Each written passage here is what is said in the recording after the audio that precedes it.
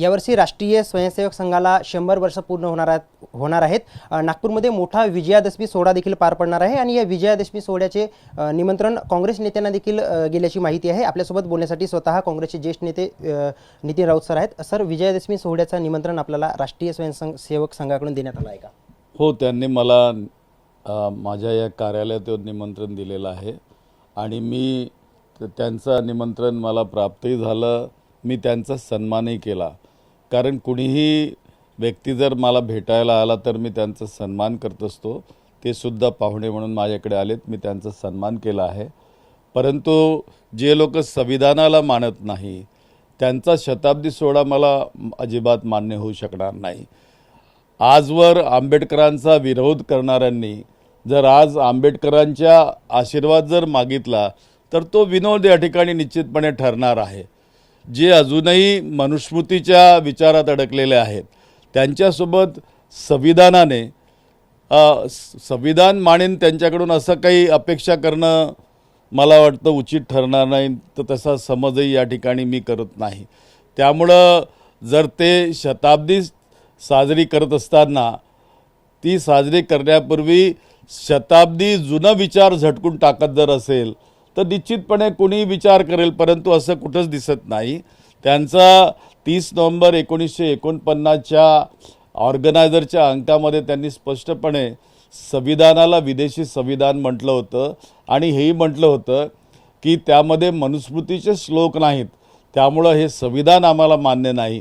आणि आजही संविधानाचं लक्तरं काढण्याचं काम या ठिकाणी ज्यांच्या विचारातून होत आहे त्याचं समर्थन मी तरी अजिबात करू शकत नाही।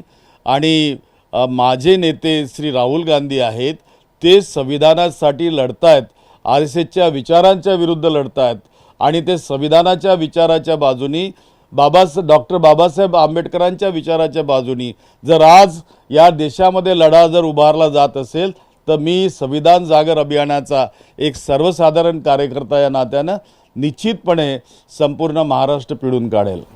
पण सर, आपल्याला निमंत्रण मिळालं, आपण जाण्याचं ठरवलं आहे की तो निमंत्रण आपण नाकारलं आहे? नाही, जाण्याचा विषयच येत नाही ना। ज्यांना संविधानच मान्य नाही त्यांच्या कार्यक्रमाला जाण्याचा विचार कुठं या ठिकाणी मला येऊ शकेल आणि मी कसा करू शकेन? ज्या मनुस्मृतीने या देशामध्ये जाती उभारल्यात, जाती निर्माण केल्यात, आमच्या लोकांना अस्पृश्य ठरवलं, त्या मनुस्मृतीला मानणाऱ्या लोकांच्या शोळाला जाण्याचा प्रश्नच या ठिकाणी उद्भवत नाही।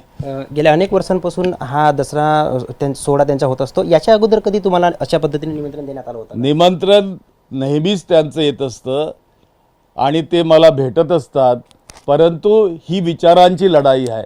नागपूर एकीकडे RSSची भूमी जरी असली तरी दुसरीकडे ती दीक्षाभूमी पण या ठिकाणी आहे, हे विसरायला नको। मी एक आंबेडकरी चळवळीतला कार्यकर्ता या नात्यानं, जयभीमचा या कार्यकर्ता या नात्यानं निश्चितपणे त्या विचारांच्या विरुद्ध सदैव राहिलो आहे, लढलेलो आहे। त्यामुळं त्यांच्या कार्यक्रमाला जाण्याचा प्रश्नच या ठिकाणी उद्भवत नाही। पण वरिष्ठ रिपब्लिकन नेते रासू गवई यांच्या जे पत्नी आहेत कमलताई गवई, ह्या अमरावती येथे 5 तारखेला जो मेळावा होणार आहे त्यांना निमंत्रण देण्यात आलं आहे आणि ते तिथं जाणार असल्याचंही समजत आहे। मला कल्पना नाही, त्या ज्येष्ठ आहेत, त्यांच्या कार्यक्रमाबद्दल मला माहिती नाही आणि त्यावर मी भाष्य करू शकत नाही। सर, एक शेवटचा प्रश्न, मराठवाड्यामध्ये जी पूर परिस्थिती निर्माण झाली होती, मोठ्या प्रमाणात शेतकऱ्यांचं नुकसान झालं आहे। राहुल गांधी यांनी एक पोस्ट करत मदतीची मागणी देखील केली आहे। दौरा करणार आहेत का त्या नुकसानग्रस्त भागाचा? हो, मी पण या ठिकाणी ऐकलेलं आहे की आमचे नेते श्री राहुल गांधी मराठवाड्यातील ज्यांच्यावरती नैसर्गिक आघात झाला, जे दुःखात आहेत अतोनात, जो अन्नदाता त्या ठिकाणी दुःखी झाला आहे, त्यांच्या भेटीला येणार आहेत असं मला कळलेलं आहे। तर निश्चितपणे राष्ट्रीय स्वयंसेवक संघाच्या वतीने होणाऱ्या दसरा कार्यक्रमाचा निमंत्रण जरी मिळाला असला तरी मी या ठिकाणी जाणं टाळणार आहे, असं वक्तव्य यावेळी काँग्रेसचे ज्येष्ठ नेते नितीन राऊत यांनी केले आहे। कॅमेरामॅन देवेंद्र रहांगडाले, ABP माझा, नागपूर। ABP माझा, उघडा डोळे बघा नीट।